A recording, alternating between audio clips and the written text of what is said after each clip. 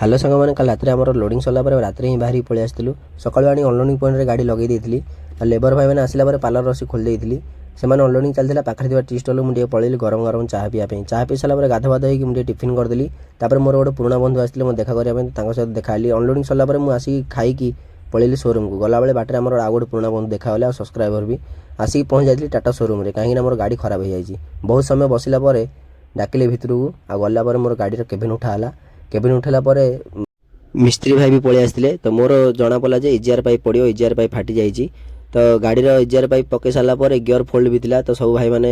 मिस्त्री भाई मैंने विचार कले गियर बक्स ओह्लैया तो से कथबार्तार मुझे वीडियो बनई हो जाता राति तो मिस्त्री भाई मैंने जे जार पलैते मत देखा करने आसते मो सांग मैंने आसु आसु मत पठेदे पा आने तो मुझे गलिनी आ सी